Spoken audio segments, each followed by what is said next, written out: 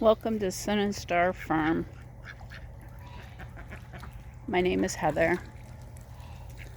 I'm a married 46-year-old, almost 47. I'll be 47 next month. Hey, Baba!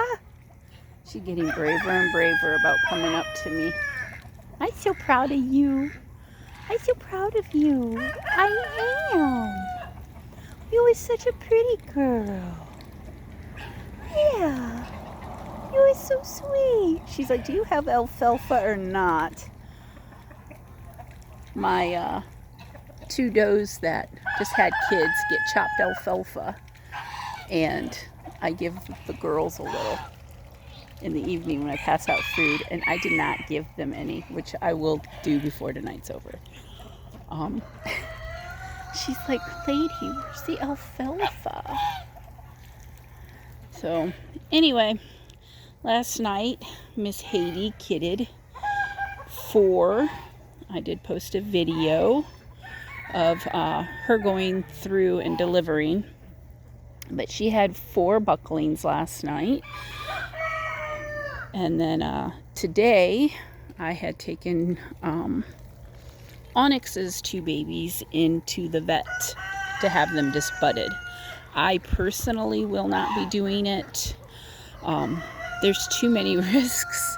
There's too many risks of injuring them, and I just don't have the confidence to do it. So I will pay the $50 at the vet to have it done. I would actually prefer not to do it, but what I'm finding that if your Nigerian dwarves are not disbudded, people don't want to buy them. A lot of mine that I'm keeping have horns. I don't mind them. The only time, sorry, I'm moving this too fast. The only time I've had any issues are these young bucklings, which were disbudded and their horns grew back. And because they grew back, the only way I can have them removed is what's called a cosmetic dehorning. And it's $300. They have to basically cut the horns out of their head, and I won't do that. There's a lot of danger to doing it. It's not worth it. You know, these guys will keep their horns. They're not hurting anything. Achilles kept his because he had some health issues at the beginning. He was the runt of the triplets, and because he was weak and did not fight very well at getting milk. He's the little guy with the horns and the white with the black nose. That's Achilles. Midas is the spot, and then in between the 2 boys is Achilles. And Achilles, he's such a cute guy, but his horns grew back and then he broke one of them. Apollo is their father. I planned on only keeping Midas, but nobody's interested in these 2 boys. I will be taking them in probably this summer to have them castrated if they don't sell by the summer. So that way they can leave the buck pen and be with the rest of the herd. Zephyrus is the daddy of the new 6 babies that I have. Apollo was the father last year. I rotate between the 2 bucks. In thoughts of, if I got does, then I would have different goats to breed, but I have not had any luck on getting any doe babies to keep except for Athena. Out of 12 baby goats, I only ended up with 1 doe in the last 12 months. So the boy force is strong on this farm. It goes the same with my rooster population. I've got more roosters than hens at this point, I think. The geese, I've got equal numbers, I believe, male, female. Drakes, I've got more drakes than hens, I believe, at this point. No such luck. And before these babies were born, I did have more does than bucks, but now I have more bucks than does. Fun. So, but the bucklings are going to be up for sale. There's no reason to keep a whole bunch of bucklings or wethers. They need to have pet homes where they can be loved and cherished and played with and have kids and whatever. So, with this being a new year, my goal is to try to focus more on getting the projects I wanted to get done last year that didn't get done because of various reasons accomplished. And I finally figured out how I wanted to divide this section up. I have cattle panels up, which are 16 feet long. The width of the boys' pin is 32 feet, or a little shy of 32 feet, because the panels I do overlap my panels. So it's a little shy of 32 feet wide. And the length is 3 cattle panels. So that's what, 16 and 16 is 32. Be 56 feet, plus the 5 foot for the gate entrance. So we're looking at about 61 feet wide or long, and 32 feet width. So that is what the boys' pen, and that is plenty big for the number of goats I've got in there. Especially since 2 of those boys will be pulled out in the spring, this summer. It could be this spring. As soon as they're castrated, they'll go back in this pen for a month, and then once that month is up, they'll be able to come out here. I won't have to worry about them getting anybody pregnant. So what I've decided to do is I'm breaking these up into 16-foot sections. They'll be the 56 feet long. I'm going to run it from this wood fence to those fence, and then right where I'm standing. So that would be 1 square pin. This pin gets sun pretty much all year round. So this is going to be a grow pin for, I'm going to plant corn and squash and pumpkins and cucumbers and things that are safe for my livestock to eat. Sunflowers, I'm going to grow a bunch of sunflowers. Millet, I'm going to throw some millet in here to grow, and it's just going to be a big jungle. And then once stuff starts to get harvested, I will open the pin up, and then that way the pigs can go in there. During the summer, once the plants are big enough, I'll let the ducks go in there to eat bugs and be, pest control. So I'm planning on doing some different things. I'll let the chickens go in there and dig around a little bit. But I'll open it up in the fall, and then they'll be able to go in there and clear it out and let it compost. As you can see, it floods when it rains over here. So I'm hoping if I can build up the soil with compost and whatnot, then that way it will end up being an area that can, repeatedly be planted with different crops that will benefit the animals with fresh vegetables through most of the year. The next section would be from that pin to this pin, which brings me right here. And that gives me another 16 foot by 56 foot pin. And this pin, I'm thinking, because it gets mostly sun, it does get shade from this pine tree and from that, but it does get some sun. I'm thinking this may be going to be divided into smaller pins inside so that I can separate out specific chickens or to separate out turkeys for breeding so that I can get purebred chicks and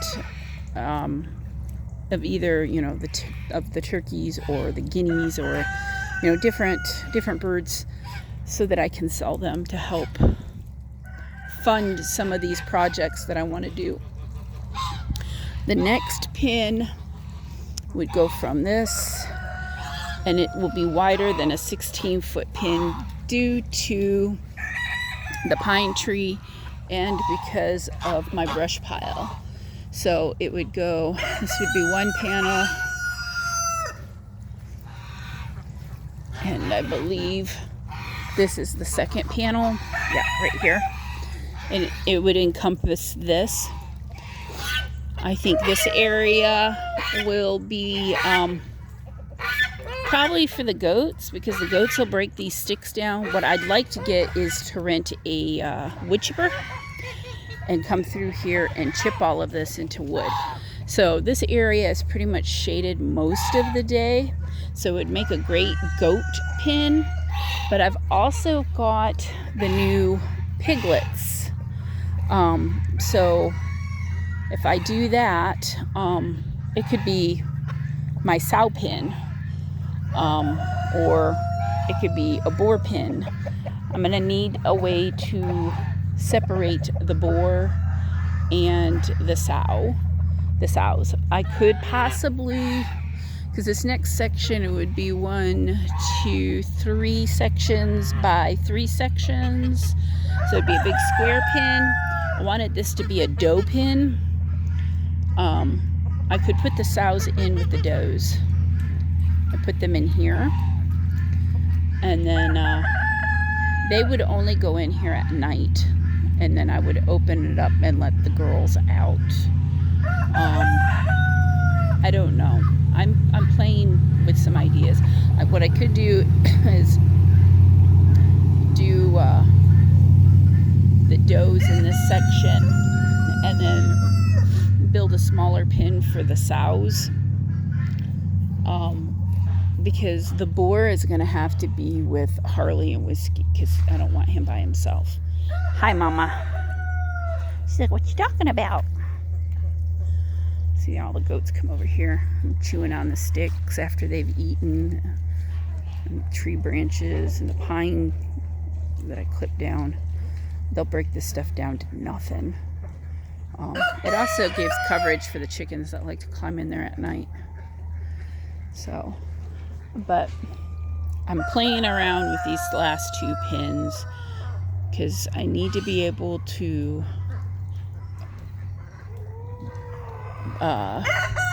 house the boar, but I want him to have space. I was thinking about placing the boar and the boys back in with the bucks, but the bucks climb on the pigs and I don't like that. So I don't know, but I'm gonna at least break this up into 4, maybe 5 pins.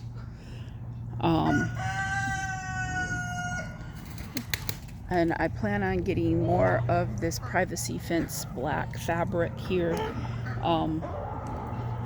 And I'm going to finish fencing this completely off. We've been having issues with people messing with my fence and messing with my animals. So with me being on the corner, I'm just gonna block it completely off so people can't readily see. And then in the space that I have between the fence and the road, I'm going to plant thorn bushes or something along the whole entire perimeter so that I have a living fence on the outside. I got to do something. It's getting kind of ridiculous on people messing with my animals. So got the girls over here munching on hay. Oh, Harley and Whiskey are arguing about something. So, kick you over so you can see the babies. Mamas are out here eating.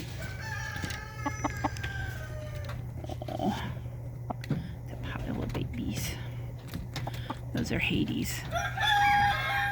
And I don't know if my fingers are in the way. Let me see underneath. Here, I can come over here. Maybe you can see better. Yeah, underneath of the milking rack are Onyx's 2 babies. Onyx goes in the back corner and sleeps at night with hers, and Hades sleeps with hers. The 2 girls are out here eating. So, hi Pan. You eating something you're not supposed to? Hi Ivy. You are getting quite fat, girl. You need to lay off those calories. New year, new you, sister. She says bite me. Hi Godiva. And there's Juniper. That's Pan's mama. She looks good. She's a nice weight. I'm gonna breed her for fall babies. I'm gonna breed her this time with thinking with Apollo's and Hades' son, Midas. I think their combination, they'd have some really beautiful babies.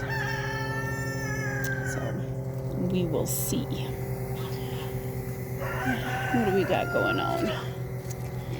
And as you can see, it's, oh gosh, it is so gross out here. It's like a mosh pit. Hey girls. Look at that. It's just muck. It's getting dark outside, so I'm gonna have to stop this video here in a minute. Here's, hi baby. Hi baby. I know, I'm gonna bring you guys out some apples.